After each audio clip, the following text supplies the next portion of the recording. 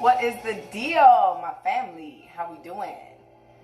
I am going to be reading out of Hidden Treasures in Secret Places. Turn that down just a tip for us. All right, let's get this thing popping. If you guys notice, I do this quite often with my hands. It's simply a tool that I've created myself in order for me to bring out the best in me and to have my energy raised and to have a high energy content. What's going on? Who is that? Sorry, I have this thing fixated. What's up, brother? Instant Brand. How you doing, man? Nice to see you. All right, so we're going to be reading out of Hidden Treasures, Secret Places again. Today is April 12th, day 102, and I'm going to get it started on Anchor.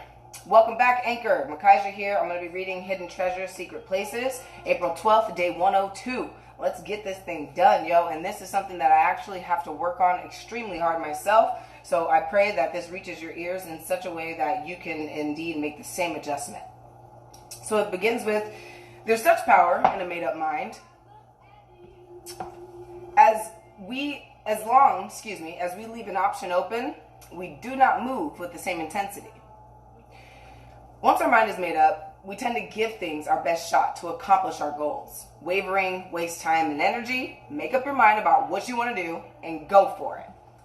There's so many things in this life that I personally want to accomplish that this means so much to me. It's hitting my core, right? It's hitting me down in my soul real deep because there's so many things I want to do and it's really hard to make a decision, especially once you factor in money, emotions, relationships. All these things come into place when making a decision, right? So for me to have the advice to give to you on exactly what to do with your decision and what decision to make is very difficult because I don't know your life, I don't know your relationships, and I don't know your financial situation and your financial goals. So I'm going to do this based off of myself. I have about 10 different business plans that I have not executed one of them to its full completion.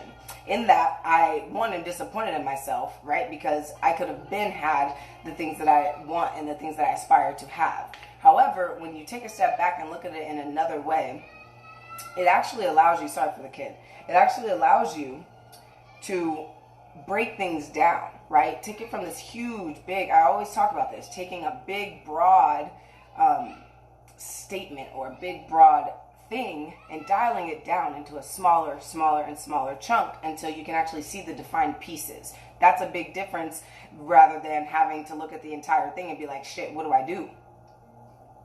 Right? So I'm going to leave it here.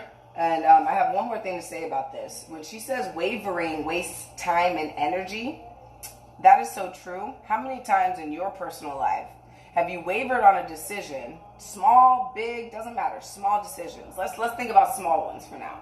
You wavered on a decision. Let's say, what do you want to eat? Wavering on that decision, you waste 15 to 30 minutes when you could have already been eating. Now, the way to get around these things is, one, to have a plan, right? And two, to be sure of where you want to go. That's the difference, is being sure of where you want to go, right? The process is going to play itself out regardless. As long as you have the goal in mind, you're going to make it there. So I'll leave it here and I'll start the second part right now. All right. We're going to wait for it to upload because sometimes it doesn't upload all the way, and I just want to be sure of it before I get started on the next segment. But give me your thoughts on that.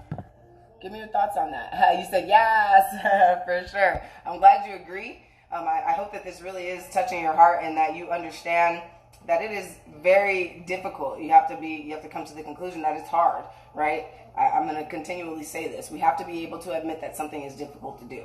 If you can't admit that, you're never going to end up doing it. So admit that it's difficult. All right, so we're going to start the second part. All right, second segment, Anchor Fam and Insta Fam goes with, and it's a quote at the beginning. So, quote, I lay before you life and death, ... Choose life, end quote. We are given the right to choose. God has given us the right to choose. And when we choose to obey the rules that have been ordained for us, the results are a blessed life. When we choose to go against, when we choose to go against what he says, there will be consequences to pay. And I depict that as when we choose to go against what is ordained for us and what what our purpose is, right? When we choose to go against that, there will be consequences to pay. And you've dealt with these consequences over and over and over again. You have dealt with them, and you know you have admitted to yourself, yeah, this is true. Wow, I have gone through this. I have chosen a path that I knew that wasn't correct for me, or that I knew wasn't going to benefit me. And I reaped the reward and the consequence of that. So when we see others choose a path of destruction, we should pray for them and love them and try to show them a better way. But we should not judge them or try to take away their choice. If God lets them choose, then we need to do the same. When I read that last part, it reminded me of a movie. And my little brother knows, my baby knows.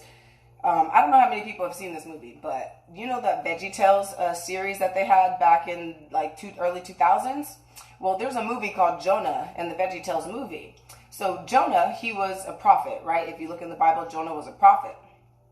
And in his prophecy, it was written and told to him, it was ordained onto him by God, by our higher power, to go to this place called Nineveh, right?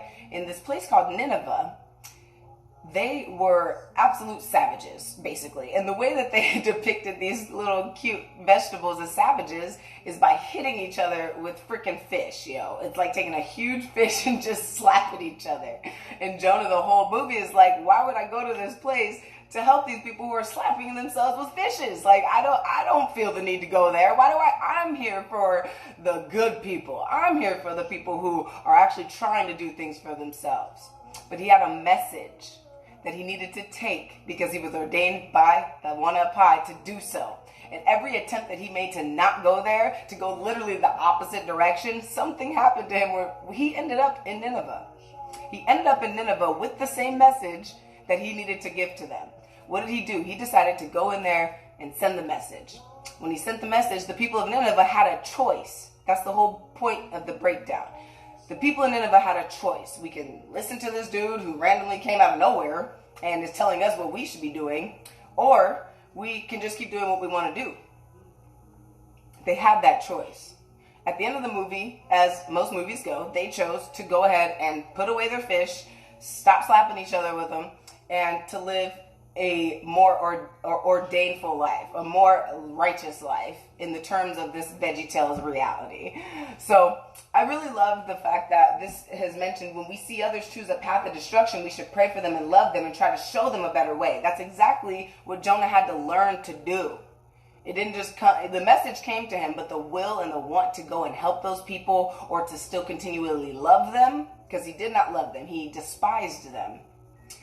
For him to go and have these experiences revolve around that. And that shows the revolving door in which you live in. You live in a revolving door.